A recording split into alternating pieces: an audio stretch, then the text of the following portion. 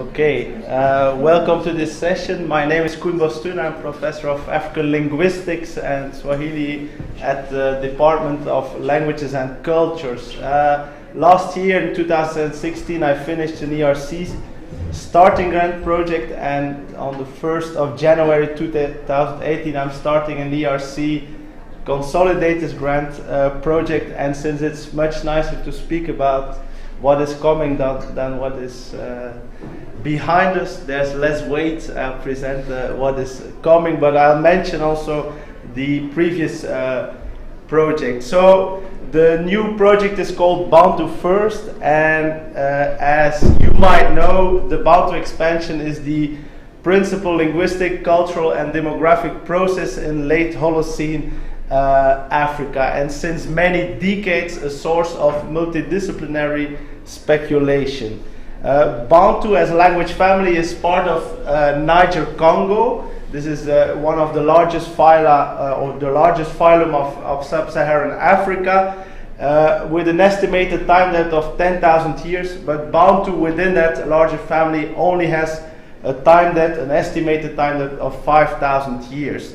But it's still the largest language family within sub-Saharan Africa, and the multidisciplinary quest for the driving forces behind the exceptional massive language dispersal has led to many new insights over the last decades, but also insights which are very relevant for prehistory studies more general, but it also led, as is often the case with this kind of big questions, to some so-called factoids. That's some assumptions which are not so well founded. And two of them, and certainly the main ones and the most often repeated ones, is that the Bantu expansion would have been a single migratory macro event, and that it would have been a farming language dispersal.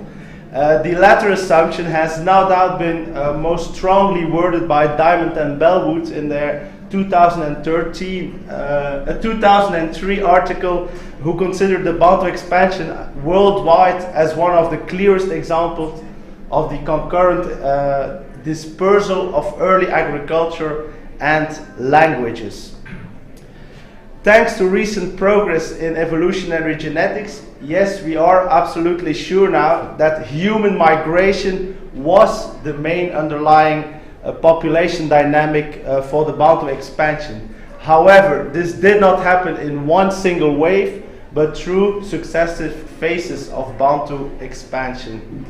Thanks to archaeology, we know that early Bantu speakers did have an archaeological visible culture, clearly distinct from autochthonous late Stone Age hunter-gatherers, including large stone tools such as axes and pottery.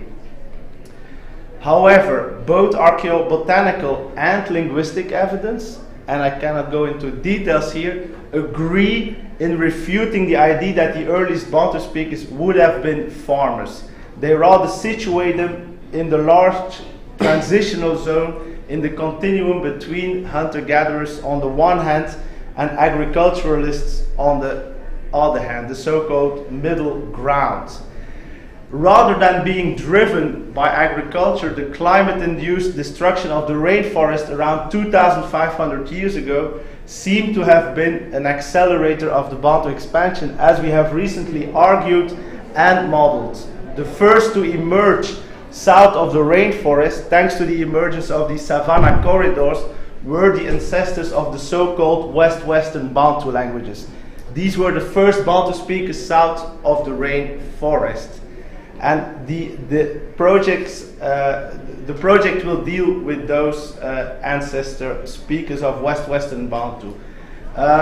It is from this region northeast of present-day Kinshasa and Brazzaville that the West-Western Bantu languages expanded towards the Atlantic coast. And very significantly, from an archaeological point of view, the putative homeland of the West-Western Bantu languages is still entirely terra incognita. And it's there that we want, or one of the regions where we want to do archaeological research. So many questions regarding the first Bantu speakers south of the forest are still completely open. And this is why I have proposed, and what we will start in January 2018, to tackle a number of questions regarding the first Bantu speakers south of the rainforest through a cross-disciplinary approach, which is quite unique in Africa, in that it will unite in one research team scholars of 3 different disciplines: archaeology, historical linguistics, and archaeobotany. And these questions are: where and when did the first Bantu speakers south of the rainforest settle? Why did they settle there? And how did these newcomers settle there? More specifically, did their material culture and subsistence economy evolve in response to local conditions? And did they interact with local hunter-gatherers?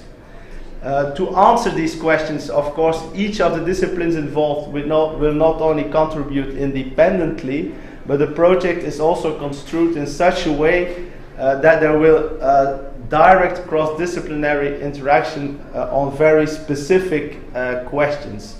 While the primary objective of the BANTUFIRST archaeological research is to identify and to date the first villages in the putative western Bantu homeland and towards the Atlantic coast, with special attention for interactions between hunter-gatherers and arriving Bantu speakers, this will be combined with the historical linguistic approach, a historical linguistic take on the same issues, and we will develop both quantitative and qualitative comparative research to reconstruct and date the western Bantu expansion, and to possibly identify a substrate influence of extinct hunter-gatherers languages into present-day Bantu languages. And in this way we hope to come to new evidence-based insights into the expansion of the first village communities south of the rainforest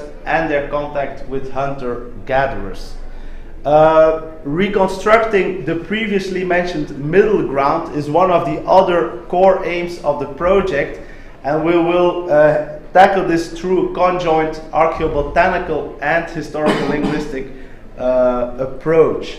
The archaeobotanical research, which is in Africa still very embryonical, will specifically sample for remains of plants, wild plants and crops, and we'll try to identify the corresponding plant species through dedicated lab work in collaboration with external partners.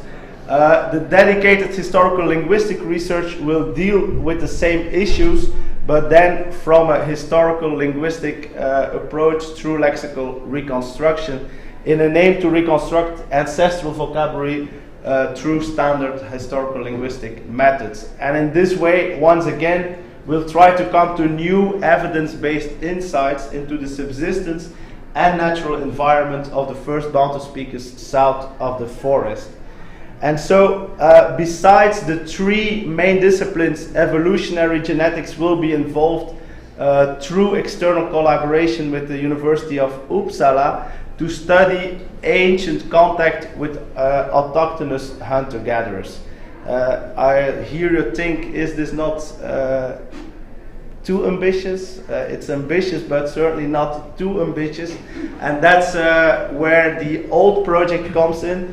Of course, our new project will greatly benefit from the expertise we accumulated through the KONGOKING project, which was an interdisciplinary approach to the origins and early history of the Congo Kingdom. And that Congo Kingdom arose in the Lower Congo region in Central Africa around the 13th to 14th century AD and lasted until the 18th century. And so the archaeological research of that project, which was quite challenging in the Congo, and for me as a linguist also quite exciting to be involved in, to keep it positive, has resulted in not only in a better documentation and understanding of the late Iron Age in the Lower Congo, but we also found traces and we discovered new early Iron Age sites bearing evidence of the first village communities in the region. And so this is, in other words, the perfect starting point for the BANTUFIRST project. From a historical linguistic point of view, we could gather for the first time within the KONGOKING project diachronic empirical evidence, which is very rare within African Bantu linguistics, to show the impact of a kingdom, so the Congo Kingdom, on language evolution in the Lower Congo region.